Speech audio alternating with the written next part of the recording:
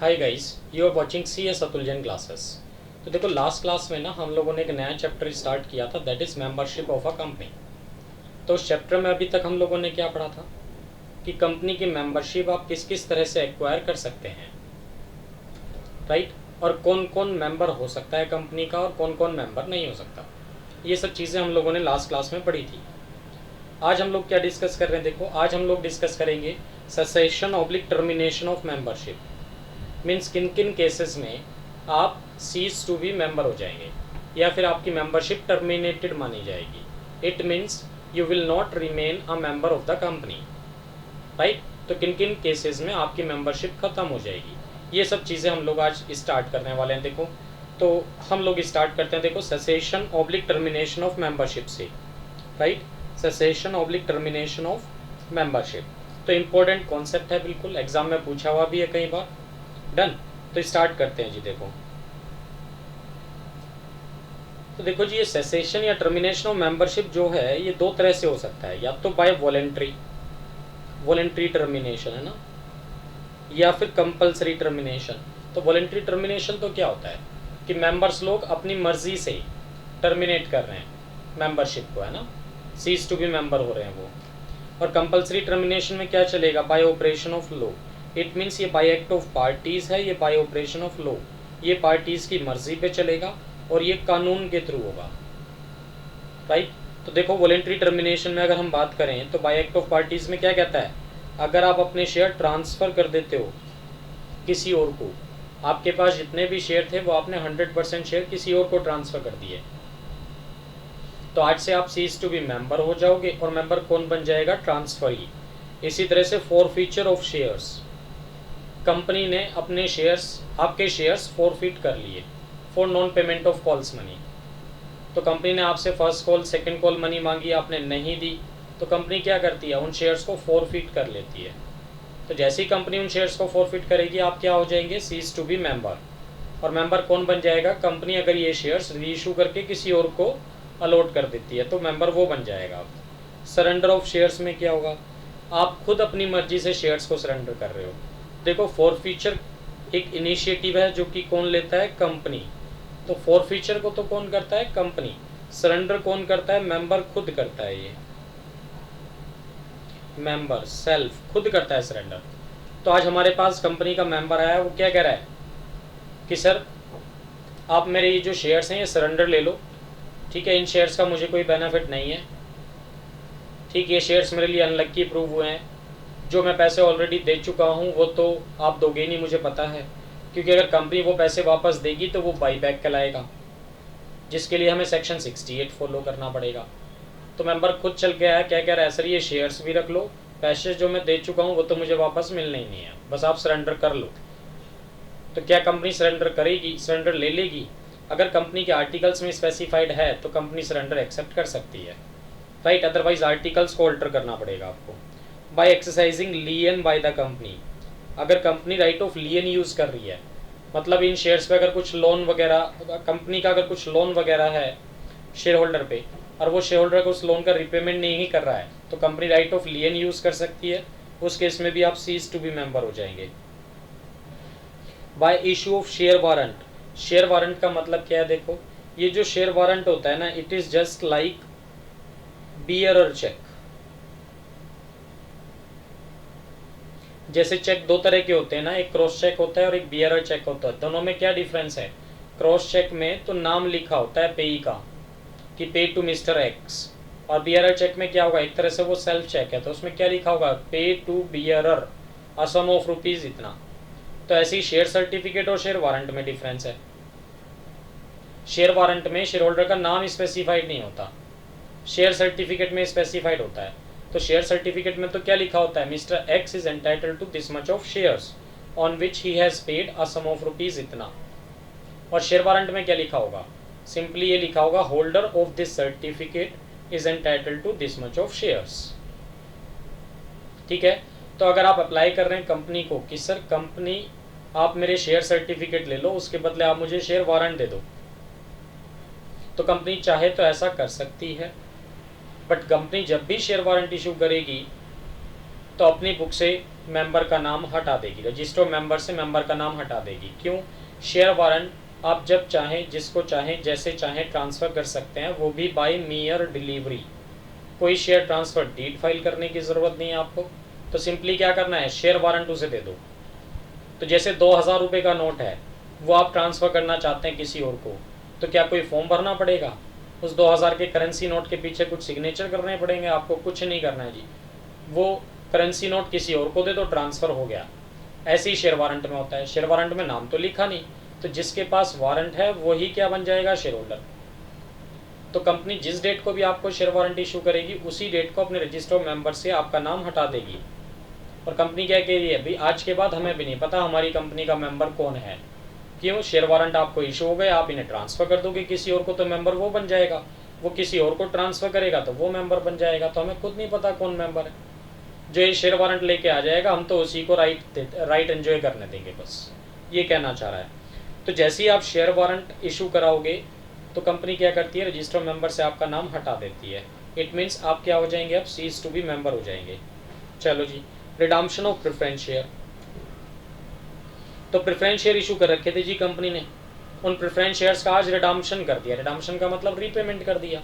तो आपसे शेयर ले लिए, आपके पैसे आपको वापस दे दिए, तो आज से आप क्या हो गए, सीज टू बी मेंबर हो गए। Next one, buyback of shares. Buyback of shares, buyback is also very much similar to redemption of preference share, but दोनों में डिफरेंस क्या है? रिडम्पशन करना कंपनी के लिए ऑब्लिगेशन है कि भैया इतने दिन के अंदर अंदर रिडम्पशन आपको करना ही पड़ेगा, और बाईबैक कंपनी के लिए ऑप्शन है। कंपनी चाहे तो करे, चाहे तो ना करे। बाईबैक मैक्सिमम 25% कर सकते हैं आप, और रिडम्पशन तो 100% भी हो सकता है। ठीक है जी यहाँ तक। तो जैसे ही कंपनी शेयर बाईबैक करेगी, तो कंपनी ने भैया शेयर ले लिए, आपके पैसे आपको दे दिए, तो आज से आप क्या हो गए, cease to be member of the company हो गए। आज से आप मेंबर नहीं है। इरेगुलरिटी इन द अलॉटमेंट में क्या कहना चाह रहा है ये? वो ये कहना चाह रहा है कि मान लो कंपनी ने पब्लिक इशू निकाला था, और ये तो आप समझते ही हो, पब्लिक इशू के टाइम पे कम से कम 90% तो मिनिमम सब्सक्रिप्शन आना ही चाहिए, तभी शेयर अलॉट होंगे, वरना नहीं होंगे। तो मान लो एप्लीकेशंस आई थी जी 89% के लिए, बट कंपनी ने फिर भी शेयर अलॉट कर दिए थे। तो ये तो भैया इरेगुलर अलॉटमेंट है एक तरह से, राइट। मिनिमम सब्सक्रिप्शन तो रिसीव होना ही चाहिए। तो ये इरेगुलर अलॉटमेंट है। कंपनी को इस केस में क्या करना पड़ेगा, इस अलॉटमेंट को कैंसिल करना पड़ेगा और सबके पैसे वापस देने पड़ेंगे।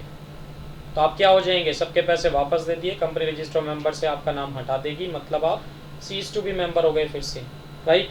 तो ये सब केसेस कौन से थे भाई, वॉलेंट्री टर्मिनेशन के। अब हम किस में आते हैं, देखो कंपल्सरी टर्मिनेशन में। तो किन किन केसेस में आप कंपल्सरीली टर्मिनेट हो जाएंगे, वो भी बाय ऑपरेशन ऑफ लॉ, ये डिस्कस कर रहे हैं हम लोग। तो देखो जी, कंपल्सरी टर्मिनेशन की बात करते हैं, that is by operation of law. Number 1, transmission of shares. समझते हैं ना ट्रांसमिशन ऑफ शेयर्स? तो लाइक मिस्टर फादर के पास शेयर थे, उनकी डेथ हो गई, तो वो शेयर किसको ट्रांसमिट हो जाएंगे, मिस्टर सन को। तो मेंबर अब कौन बन जाएंगे, मिस्टर सन। इसी तरह से इंसॉल्वेंसी के केसेस में क्या होगा कि अगर मिस्टर एक्स इंसॉल्वेंट हो गए, तो ऑक्शन के थ्रू वो शेयर्स किसी और को बिक जाएंगे, तो मिस्टर एक्स तो सीज टू बी मेंबर हो जाएंगे, और मेंबर कौन बन जाएगा, जिसको ये शेयर ऑक्शन के थ्रू मिलेंगे। इसी तरह से order of the court on acquiring shares. तो एक्सेप्शनल केसेस में ना कोर्ट ऑर्डर करता है कि इस बंदे के शेयर्स आप एक्वायर कर लो, ठीक है। लाइक फॉर एग्जांपल, आपने किसी को शेयर अलॉट कर दिए, ठीक है, पब्लिक इशू निकाला, शेयर अलॉट हो गए। शेयर अलॉट होने के बाद वो बंदा ना, जो अलॉटी है या जो मेंबर है, मीटिंग पे आता है और सबको परेशान करता है, मीटिंग की प्रोसीडिंग्स को डिसरप्ट करता है, ठीक है, मीटिंग को सही तरह से चलने नहीं देता वो। तो क्या आप उसके शेयर ज़बरदस्ती खरीद लोगे? शेयर्स उसके फुल्ली पेड अप है जी, पैसे सारे आ चुके हैं, तो क्या आप उसके शेयर फॉरफिट कर लोगे? नहीं, क्योंकि शेयर तो फॉरफिट कब होते हैं, सिर्फ for non payment of calls, और कॉल्स मनी तो उसकी सारी आ रखी है। दूसरी बात, सरेंडर। सरेंडर वो अपनी मर्जी से करेगा, वो सरेंडर करना नहीं चाहता, कहता मैं तो आपको परेशानी करूंगा जी अब।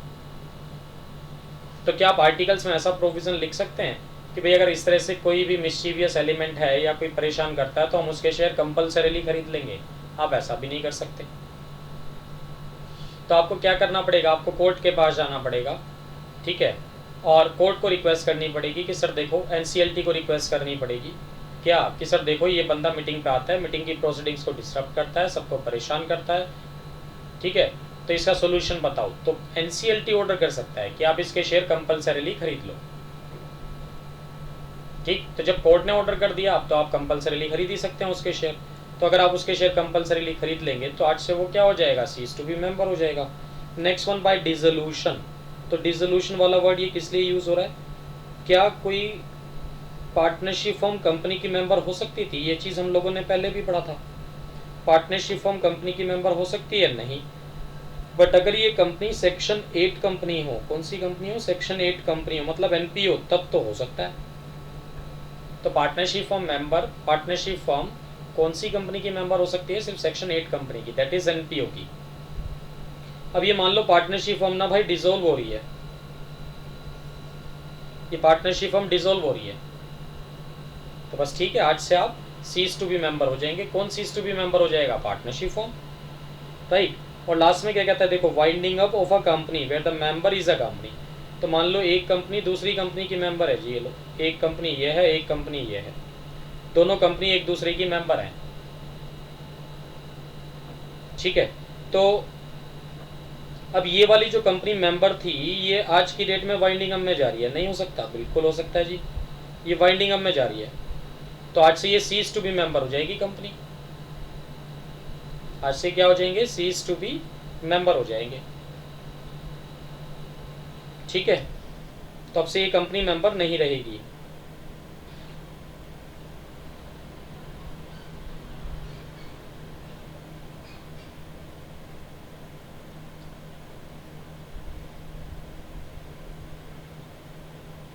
चलो जी, देखो नेक्स्ट कॉन्सेप्ट है जी एक्सपेल्शन ऑफ अ मेंबर। तो एक्सपेल्शन ऑफ अ मेंबर की बात करते हैं। तो देखो इस एक्सपेल्शन ऑफ अ मेंबर में हम लोग पढ़ क्या रहे हैं, इस एक्सपेल्शन ऑफ अ मेंबर में हम लोग ये पढ़ रहे हैं, क्या कोई भी कंपनी किसी भी मेंबर को एक्सपेल कर सकती है, मेंबरशिप से बाहर कर सकती है, जबकि उसके शेयर्स फुल्ली पेड अप हैं। तो अगर एक बार उसके शेयर फुल्ली पेड अप हो गए तो आप मेंबर को एक्सपेल नहीं कर सकते, लाइफ टाइम नहीं कर सकते। अगर कोई मेंबर ज़्यादा ही परेशान कर रहा है तो आप एनसीएलटी के पास जरूर जा सकते हैं, उसको रिक्वेस्ट कर सकते हैं कि सर ये मेंबर परेशान कर रहा है, तो वो ऑर्डर कर सकता है उसके शेयर खरीदने के लिए, अदरवाइज आप उसको एक्सपेल नहीं कर सकते। तो देखो expulsion of a member most most most important concept है, याद रखना, एग्जाम में कई बार पूछा हुआ है, मोस्ट मोस्ट मोस्ट इंपॉर्टेंट है जी। लोग क्या कहते हैं, देखो एक केस भी है इसमें ये, ठीक है। एक्सपेल्शन ऑफ अ मेंबर में क्या कहता है, member can not be expelled from the membership of the company, कि किसी भी मेंबर को आप एक्सपेल नहीं कर सकते मेंबरशिप से। केस का नाम है जी Malini Bharati Rao versus Gothami solvent extractions limited. क्या कहता है, देखो there were some allegations by the directors लोगों ने कुछ एलिगेशंस लगाए, किस पे, किसी लेडी शेयर होल्डर पे, उसका नाम क्या था, Malini Bharati Rao, that is MBR, short में हम बोलेंगे मलिनी भारती राव को MBR, ठीक है। तो क्या एलिगेशंस लगाए बोर्ड ऑफ डायरेक्टर्स ने इस MBR पे, दैट लेडी, ये कोई लेडी थी, लेडी शेयर होल्डर थी, was creating a nuisance in the general meeting frequently. कहते हैं lady share holder general meeting पे आती हैं और न्यूसेंस क्रिएट करती हैं, सबको परेशान करती हैं, मीटिंग की प्रोसीडिंग्स को सही तरह से नहीं चलने देते, डेकोरम खराब करते हैं। Board of directors asked her, board of directors ने उसको क्या कहा, टू सेल हर शेयर्स, कि भैया अपने शेयर बेच दो, इससे तो आप ऐसे रोज रोज सबको परेशान करके क्या फ़ायदा है। तो बोर्ड ऑफ डायरेक्टर्स ने कहा कि भाई आप अपने शेयर बेच दो मार्केट वैल्यू पे, किसी भी डायरेक्टर को, डायरेक्टर खरीदने के लिए तैयार हैं, but she refuse to surrender her share. उसने क्या कहा कि सर ये तो सरेंडर कहलाएगा, और सरेंडर तो मैं करना नहीं चाहती शेयर, मतलब मैंने तो कसम खाई है कंपनी को परेशान करने की, वो ये कह रही है। Articles had an express close, articles में आपने एक एक्सप्रेस क्लोज डाला हुआ है, क्या, that board of directors can sell shares to any member to anybody in their discretion, कि बोर्ड ऑफ डायरेक्टर्स अपनी मर्जी से किसी भी बंदे के शेयर खरीद सकते हैं, किसी को भी बेच सकते हैं, मतलब ठीक है, चाहे वो बेचना चाहे ना चाहे। आर्टिकल्स में ऐसा प्रोविजन डाल दिया बोर्ड ऑफ डायरेक्टर्स ने। तो क्या प्रोविजन डाल दिया कि बोर्ड ऑफ डायरेक्टर्स जब चाहें, जिसके शेयर चाहें, किसी भी डायरेक्टर को बेच सकते हैं। हैंस, तो इसलिए बोर्ड ऑफ डायरेक्टर्स ने क्या किया, sold the shares of Malini Bharati Rao to one of themselves. तो इन्होंने क्या किया, मलिनी भारती राव के जो शेयर्स थे उसके शेयर अपने आप में से किसी एक को बेच दिए। तो देखो शेयर बेचने के लिए ना, अगर फिजिकल शेयर्स की बात करूं तो शेयर ट्रांसफर फॉर्म चाहिएगा, और शेयर ट्रांसफर फॉर्म कौन सा चाहिएगा, SH4। तो शेयर ट्रांसफर फॉर्म पे सिग्नेचर भी चाहिए, किसके, ट्रांसफरर के भी और ट्रांसफरी के भी। तो यहाँ क्या हुआ, बोर्ड ऑफ डायरेक्टर्स ने ट्रांसफरर की जगह अपने सिग्नेचर कर दिए, मतलब किसी एक डायरेक्टर ने कर दिए, ट्रांसफरी की जगह किसी दूसरे डायरेक्टर ने कर दिए, और मार्केट वैल्यू के हिसाब से एक डिमांड ड्राफ्ट बनवाया और उसके घर भेज दिया। लेडी वाज अंडर शॉक, क्या कहता है देखो, lady was under shock and filed a complaint to CLB। तो ये CLB ना पहले होता था, अब CLB नहीं होता, अब क्या चलेगा, नाउ NCLT। CLB के बदले क्या आ गया, NCLT, national company law tribunal. ठीक है, तो बट आज की डेट में आप NCLT नहीं लिख सकते ना, इसको केस तो पुराना है। तो उसने तो कहाँ कंप्लेंट फाइल की थी, CLB में कि NCLT में, CLB में। तो एग्जाम में भी क्या लिखोगे, CLB, और ब्रैकेट में लिखना फिर नाउ NCLT। ठीक है जी। तो CLB ने क्या कहा फिर, CLB pass the order to restore the name of the member in the register of members. CLB ने क्या ऑर्डर दिया कंपनी को कि भैया आप ऐसा नहीं कर सकते कि अपने आप से ही उसके शेयर अपने आप को ही ट्रांसफर कर दिए, इसका नाम वापस रजिस्टर ऑफ मेंबर में एंटर करो, ये कहा। और साथ में क्या कहा, फॉर्म नंबर 7B, पहले 7B होता था, अभी SH4 होता है। साथ में क्या कहा उसने कि SH4 जो है ना, शेयर ट्रांसफर डीड, उस पर भैया दोनों के सिग्नेचर चाहिए, ट्रांसफरर के भी और ट्रांसफरी के भी। बट इस केस में ट्रांसफरर के जो सिग्नेचर है वो मिसिंग है, क्योंकि उस लेडी ने तो शेयर ट्रांसफर किए नहीं ना, उसने सिग्नेचर किए, तो उसके सिग्नेचर मिसिंग है, इसलिए शेयर ट्रांसफर डीड वॉइड है।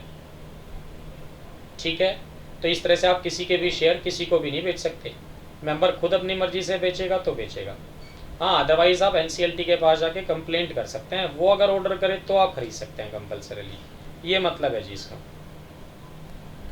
ठीक है जी, चलो अब नया कॉन्सेप्ट पढ़ रहे हैं हम लोग, एक छोटा सा और, every member is not a share holder and every share holder is not a member. मतलब क्या हुआ, वो ये कहना चाह रहा है, देखो जनरली तो क्या होता है, देखा, शेयर होल्डर का मतलब समझते हो, शेयर होल्डर का मतलब होता है, means he is holding the shares,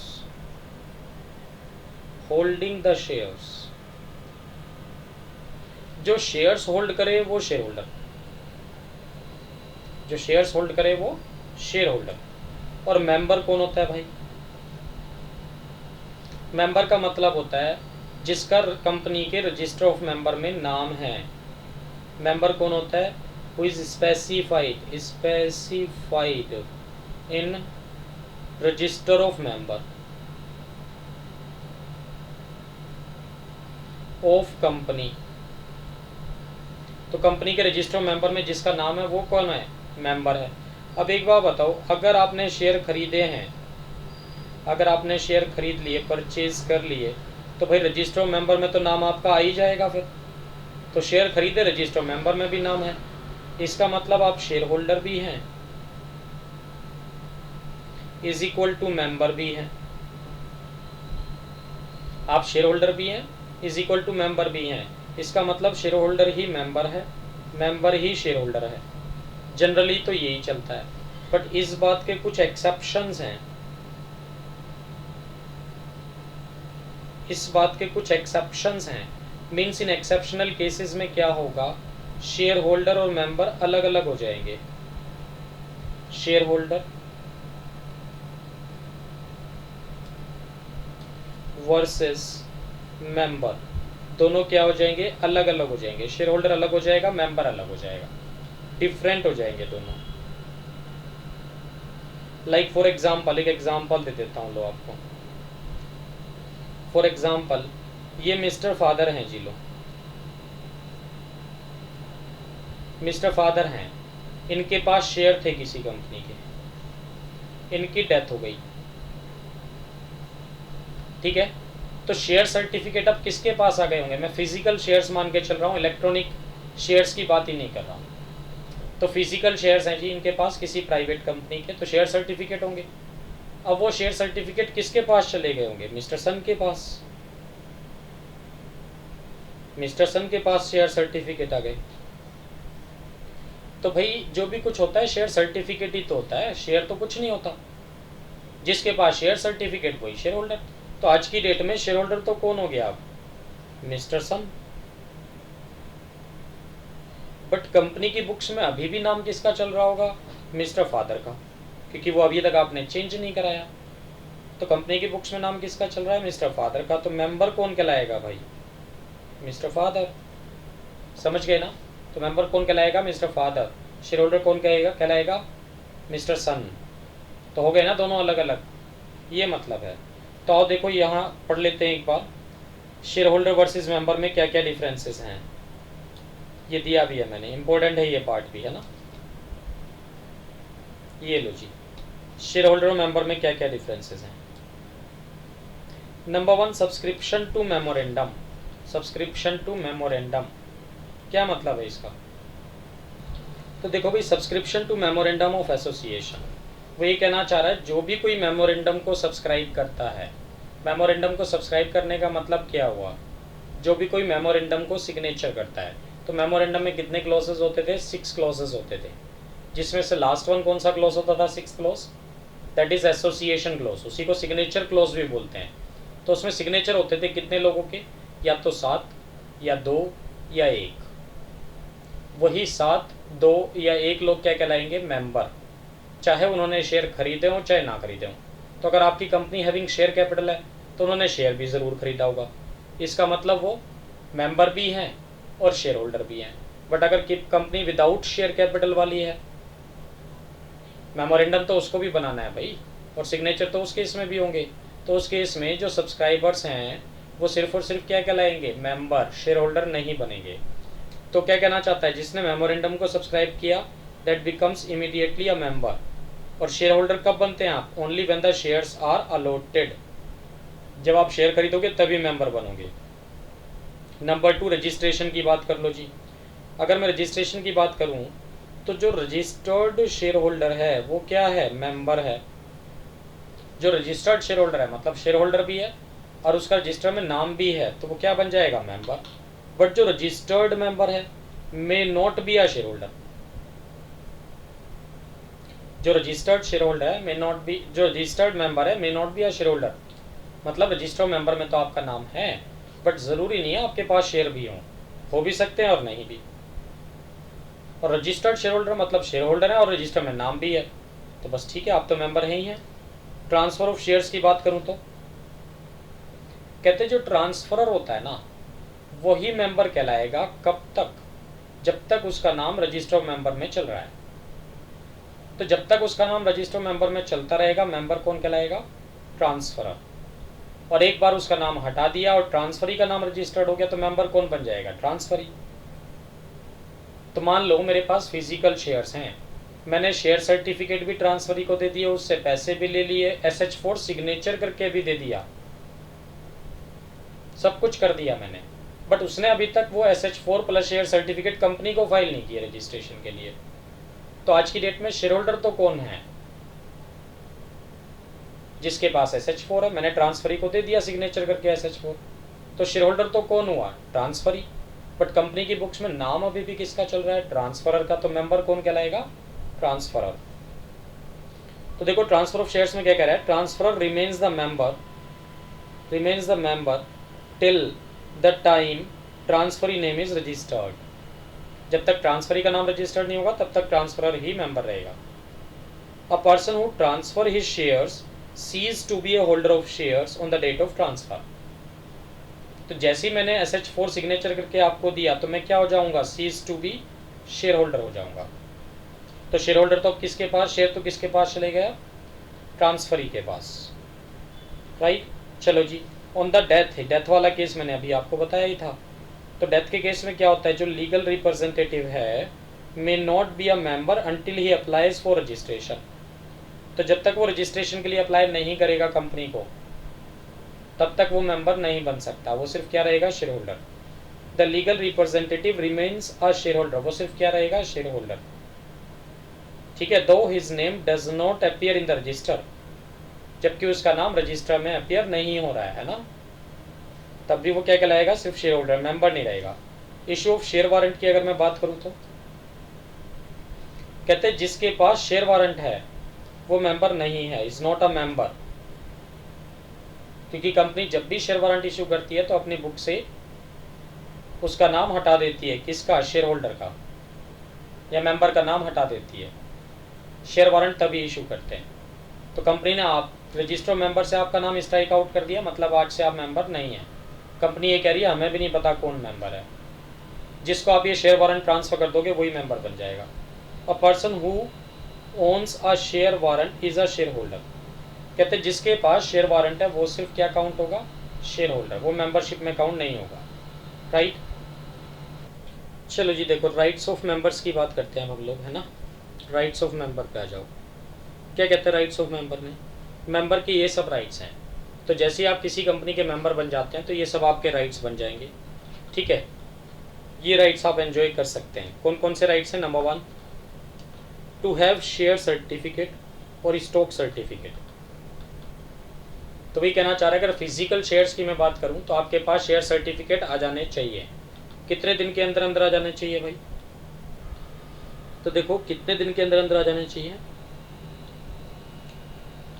2 month, 1 month, 6 month. तो 2 मंथ किस केस में चलेगा, या तो इनकॉर्पोरेशन, मतलब कंपनी अगर नई इनकॉर्पोरेट हुई है आपकी तो इनकॉर्पोरेशन के डेट के 2 महीने के अंदर अंदर, या कंपनी ने पब्लिक इशू निकाला था, शेयर अलॉट हुए हैं तो डेट ऑफ अलॉटमेंट के 2 महीने के अंदर अंदर आ जाने चाहिए। 1 महीना कब चलेगा, ट्रांसफ़र के केस में, कि अगर शेयर ट्रांसफ़र हुए हैं सेकेंडरी मार्केट में। 6 मंथ्स कब चलेंगे, डिबेंचर्स के केसेस में, कि डिबेंचर्स का केस है तो 6 महीने के अंदर अंदर आपके पास स्टॉक्स, ये डिबेंचर सर्टिफिकेट आ जाने चाहिए। और ये टाइम पीरियड किस सेक्शन में दिए हुए हैं सर, 56 सब सेक्शन 4। किसका, ये 56 sub section 4 of companies act 2013 का, राइट। सेकंड क्या राइट है आपका, right to transfer share subject to restrictions contained in articles, कि आप अपने शेयर किसी और को ट्रांसफर कर सकते हैं, बट सब्जेक्ट टू कंडीशन चलेगा। वो कंडीशंस कहाँ स्पेसिफाइड होंगी, आर्टिकल्स में, ठीक है। Right to receive notice, attend meeting, exercise voting right. तो जब भी कंपनी की मीटिंग होती है तो कंपनी आपको नोटिस भेजती है, तो ये आपका राइट है, आप भी मेंबर हैं, कि आपके पास भी नोटिस आना चाहिए। अगर नहीं आता है तो आप केस फाइल कर सकते हैं कंपनी के अगेंस्ट। कहते हैं सर ये कंपनी सबको नोटिस भेजती है बट मुझे नहीं भेजती। तो कंपनी इन्हीं चीज़ों से बचने के लिए क्या करती है, प्रैक्टिकल लाइफ में, अगर पब्लिक कंपनी है तो वो पब्लिक नोटिस देते हैं, इंडिविजुअल नोटिस देते ही नहीं। न्यूज़पेपर में पब्लिश कर दिया, 2 न्यूज़पेपर में, उसके बाद वो झगड़ा ही ख़त्म हो गया, किसी को मिला, किसी को भेजा, किसी को नहीं भेजा, किसी को मिला, किसी को नहीं मिला, वो मतलब ही नहीं है। तो अगर आप मेंबर हैं, चाहे पड़ी आपके पास एक शेयर है, आपका भी ये राइट है, राइट टू रिसीव नोटिस। आप मीटिंग पे जा भी सकते हैं, आप अपना वोटिंग राइट भी यूज़ कर सकते हैं। To remove directors by joining others, ये भी आपका राइट है, कि आप बाकी डायरेक्टर से, बाकी मेंबर्स लोगों के साथ मिलके, बाकी मेंबर्स के साथ मिलके पावर टू रिमूव डायरेक्टर भी आप यूज़ कर सकते हैं। तो डायरेक्टर्स को हटाता कौन है, शेयर होल्डर। अपॉइंट भी कौन करता है, शेयर होल्डर। तो डायरेक्टर को हटाने का भी राइट है भैया आप लोगों के पास। नेक्स्ट क्या कहता है, to apply to the court to have any variation set aside by the court. ये जो वेरिएशन वाली बात है ये अभी हम लोग नीचे पढ़ेंगे, देखो सेक्शन 48 में। लो जी एरो बना के इसको नीचे तक ले जा देता हूँ मैं, ठीक है। ये सेक्शन 48 तक लिंक बना देता हूँ, ये लो, ये आगे जी सेक्शन 48 है ना, वहाँ पढ़ेंगे इसको। To have first option in case of right issue. वो ये कहना चाहता है कंपनी पहले इशू के बाद जब भी दोबारा से फर्दर पब्लिक ऑफर निकालती है तो भैया कंपनी के ऊपर ओब्लिगेशन होती है। क्या ओब्लिगेशन होती है, कि पहले वो शेयर्स किसको ऑफर करेंगे, एग्जिस्टिंग शेयर होल्डर्स को। तो आप भी तो एग्जिस्टिंग शेयर होल्डर हैं, ये आपका भी राइट है। तो आपके पास भी ऑफर लेटर आएगा कि भाई कंपनी राइट इशू निकाल रही है, you are entitled to this much of right shares, right. Next क्या कहता है, to inspect auditors report at an AGM of the company. वो ये कहना चाह रहा है ऑडिट रिपोर्ट को भी आप इंस्पेक्ट कर सकते हैं एजीएम पे कंपनी के, ठीक है। ऑडिट रिपोर्ट को भी आप इंस्पेक्ट कर सकते हैं। ऑडिट रिपोर्ट कौन इशू करता है, सीए। किसको, मेंबर्स लोगों को, ठीक है। Next, to have his name entered in the register of member. तो अगर आप मेंबर हैं तो अपना नाम इंसर्ट करवा सकते हैं रजिस्टर ऑफ मेंबर में, अगर कंपनी ने अभी तक आपका नाम इंसर्ट नहीं किया है तो। To receive a copy of the statutory report, ये आज की डेट में होता ही नहीं है भाई, ठीक है। नेक्स्ट में आ जाओ। To associate in the declaration of dividend and to apply the court for an injunction, right. तो मीन्स वो ये कहना चाह रहा है, देखो आप बाकी मेंबर्स लोगों के साथ डिविडेंड भी डिक्लेयर कर सकते हैं। तो डिविडेंड कौन डिक्लेयर करता है? शेयर होल्डर्स लोग। किस मीटिंग पे? एजीएम पे। तो भाई आप भी तो शेयर होल्डर हैं, आप भी तो मेंबर हैं, तो आप भी मीटिंग पे जाके राइट टू डिक्लेयर डिविडेंड में पार्टिसिपेट कर सकते हैं, राइट। और कोर्ट को इंजंक्शन ऑर्डर या स्टे ऑर्डर के लिए भी अप्लाई कर सकते हैं बाकी मेंबर्स के साथ मिलके, ये सब आपके राइट्स हैं। To obtain minutes of the proceedings of general meeting, general meeting की जो मिनट्स हैं उसकी कॉपी की भी आप डिमांड कर सकते हैं कंपनी से। To obtain copies of memorandum and articles की कॉपी भी मांग सकते हैं आप ऑन पेमेंट ऑफ फीस, उसके लिए आपको फीस देनी पड़ेगी, right. To apply to NCLT for relief in case of oppression और मिसमैनेजमेंट। तो ये ऑपरेशन और मिसमैनेजमेंट क्या होता है? ऑपरेशन का मतलब होता है अनजस्टिफाइड बर्डन ऑन माइनॉरिटी, कि अगर मेजॉरिटी शेयर होल्डर मिलके माइनॉरिटी को परेशान कर रहे हैं तो माइनॉरिटी वाले कम से कम कितने शेयर होल्डर, जो कि हम लोगों ने कहाँ पढ़ा था ऑपरेशन एंड मिसमैनेजमेंट वाले चैप्टर में, सेक्शन कौन सा था कि मिनिमम मेंबर कितने होने चाहिए जो एनसीएलटी के पास जाएंगे। मिनिमम मेंबर्स कहाँ स्पेसिफाइड था? वो था भाई सेक्शन 244 में, कि 244 में जो लिमिट स्पेसिफाइड है, अगर आप इतने मेंबर्स लोग भी मिल जाएं तो एनसीएलटी के पास जाके कंप्लेंट कर सकते हैं कि सर देख लो ये मेजॉरिटी वाले मिलके हम लोगों को परेशान करते हैं, अनजस्टिफाइड बर्डन डालते हैं हमारे ऊपर, या कंपनी को सही तरह से मैनेज नहीं कर पा रहे हैं ये, तो फिर एनसीएलटी ऑर्डर देगा, राइट। नेक्स्ट में क्या कहता है? To apply to NCLT for winding up, winding up के लिए भी अप्लाई कर सकते हैं आप, राइट, एनसीएलटी को। To inspect registers, records and returns and copies of certificate kept by the company, ये सब भी डिमांड कर सकते हैं आप। किससे? कंपनी से, अगर आप मेंबर हैं तो। Right to receive share in the capital of a company and in surplus assets, तो अगर कंपनी वाइंडिंग अप में जा रही है तो आपको पता होगा, देखो वाइंडिंग अप के टाइम पे कंपनी क्या करती है? एसेट्स को बेच के लायबिलिटीज़ का पेमेंट करती है, और उसके बाद भी अगर कंपनी के पास सरप्लस एसेट्स बचती हैं तो वो सरप्लस एसेट्स किस में डिस्ट्रीब्यूट होंगी? शेयर होल्डर्स में। तो आप भी जाके लाइन में लग जाना, आपका भी हिस्सा मिलेगा, आप भी तो मेंबर है ना। नेक्स्ट वन क्या कहता है? To take part in the appointment and in fixation of remuneration of one or more liquidators in case of voluntary winding up, कि अगर आप वॉलेंट्री वाइंडिंग अप में जा रहे हो तो आप लिक्विडेटर अपॉइंट कर सकते हैं अपना। कंपलसरी वाइंडिंग अप में तो देखो कोर्ट अपॉइंट करेगा, और वॉलेंट्री वाइंडिंग अप में लिक्विडेटर आप लोग अपना अपॉइंट कर सकते हैं, मेंबर्स लोग। तो आप भी चले जाना, जब मेंबर्स की मीटिंग होगी तो वहाँ लिक्विडेटर अपॉइंट होगा, आप भी उसमें पार्टिसिपेट कर सकते हैं। नेक्स्ट पैराग्राफ में देखो क्या कहता है जी। So long a person's name is standing registered in the books as a member, he alone is entitled to exercise the rights of membership even if he sold all the shares and has given the share certificate and blank transfer deed duly signed। किस case में decide हुआ? LIC versus Escorts में। क्या कहना चाहता है? कहता है चाहे पड़े ही आपने शेयर सर्टिफिकेट ट्रांसफर कर दिए हो, आपके पास आज की डेट में शेयर्स ना हो, अगर कंपनी की बुक्स में आपका नाम चल रहा है तो आप ही को सारे राइट्स मिलेंगे जो कि किसी मेंबर को मिलते हैं, किसी और को नहीं मिलेंगे। तो सिंपल सी बात है, इस केस में ये डिसाइड हुआ जब तक आपका नाम रजिस्टर मेंबर में है आप ही मेंबर हैं, कोई और मेंबर नहीं है। चलो जी देखो, तो नेक्स्ट कॉन्सेप्ट है जी वेरिएशन ऑफ मेंबर्स राइट्स, है ना। वेरिएशन ऑफ मेंबर्स राइट्स की बात करते हैं भाई, राइट।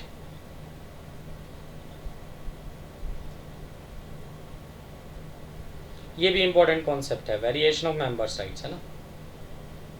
सुनो क्या कहना चाह रहा है, वेरिएशन ऑफ मेंबर्स राइट्स में सेक्शन 48 अप्लाई होगा। सेक्शन 48 ये कह रहा है कि भाई अगर आप किसी particular class of share holders के राइट्स में कुछ चेंजेस करना चाहते हैं तो उसका क्या प्रोसीजर होगा, ये हम लोग डिस्कस कर रहे हैं। किसी भी particular class of share holders के राइट्स में अगर आप कुछ चेंजेस करना चाहते हैं तो क्या प्रोसीजर होगा, वो ये बता रहा है।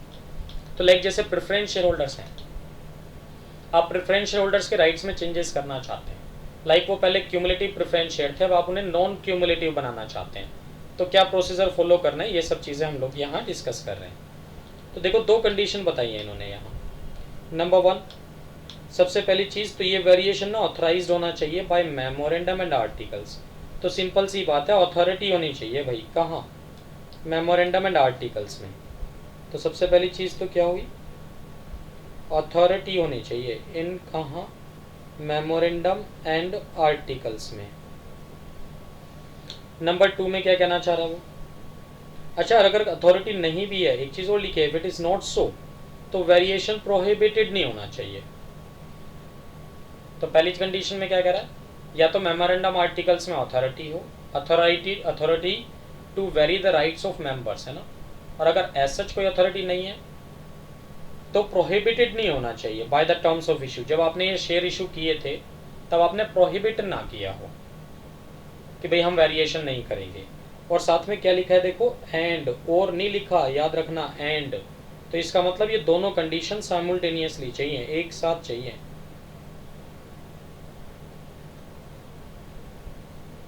ठीक है। तो दूसरी कंडीशन में क्या कहना चाह रहा है वो, कंसेंट इन राइटिंग। तो कंसेंट ले लो रिटन में उन होल्डर्स की, holders of not less then 3/4 of the issued shares of that class. या फिर और लगाया देखो इस बार बीच में, स्पेशल रेजोल्यूशन पास कर लो। तो यहाँ आपको ऑप्शन दे दी, क्या कह रहा है, या तो कंसेंट ले लो किनकी, नॉट लेस देन 3/4 मेंबर्स की, नॉट लेस देन 3/4 होल्डर्स की कंसेंट ले लो, या तो यार एसआर पास कर लो। क्या कहना चाह रहा है वो, कहते हैं 3/4 मतलब 75% शेयर होल्डर्स की कंसेंट ले लो, और या फिर स्पेशल रेजोल्यूशन पास कर लो। तो कौन सा काम आसान पड़ेगा, देखो स्पेशल रेजोल्यूशन पास करना आसान है, कंसेंट कहां तक लोगे इतने सारे शेयर होल्डर्स की, आप 3/4 शेयर होल्डर्स की, राइट।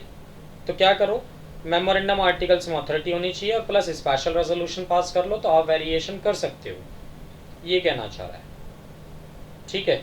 और एक चीज़ और लिखी है देखो इसमें फिर, it may be noted that if variation by one class of share holder affect the right of any other class of share holder.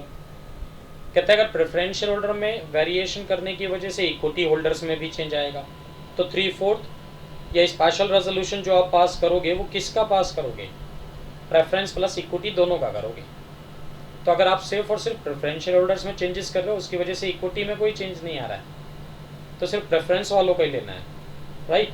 और एक चीज़ और लिखिए देखो इटैलिक्स में, it may be noted that aforesaid special resolution जो आप पास करोगे वो पोस्टल बैलेट से करोगे। तो हम लोग जनरल मीटिंग वाले चैप्टर में भी ये बात पढ़ते हैं। तो जनरल मीटिंग वाले चैप्टर में सेक्शन 110 में हम लोग क्या पढ़ते थे कि भाई 10 बिजनेस ऐसे स्पेसिफाइड हैं जहाँ रेजोल्यूशन थ्रू पोस्टल बैलेट को पास करना ज़रूरी है, कंपलसरी है। और उन 10 में से एक बिजनेस ये वाला भी है, कौन से वाला, variation in the rights of a particular class of share holders, that is section 48 भी था वहाँ। तो it means special resolution pass करोगे तो पोस्टल बैलेट से पास करना भाई, राइट। और वहीं हम लोग ये भी चीज़ पढ़ते थे, भैया पोस्टल बैलेट की ज़रूरत नहीं है, कब, जब आपकी कंपनी या तो ओपीसी कंपनी है या फिर उसमें equal to and less than 200 member हैं, तो भी पोस्टल बैलेट की ज़रूरत नहीं है, राइट। चलो जी, कैंसिलेशन ऑफ वेरिएशन पे आ जाओ, cancellation of variation in the member sites. अब वो ये कहना चाह रहा है कि भैया आपने स्पेशल रेजोल्यूशन पास करके प्रेफरेंस शेयर होल्डर्स के राइट्स में चेंजेस कर तो दिए, अब जो बाकी बचे शेयर होल्डर हैं वो ये चाहते हैं कि ये वेरिएशन ना हो, तो उसमें से अगर कम से कम इतने लोग भी मिल जाएं, कितने लोग मिल जाएं देखो, not less than 10% of issued shares of that class, कम से कम इतने मेंबर्स मिल जाएं जिनके पास 10% हो, किसका 10%, issued shares of that class का।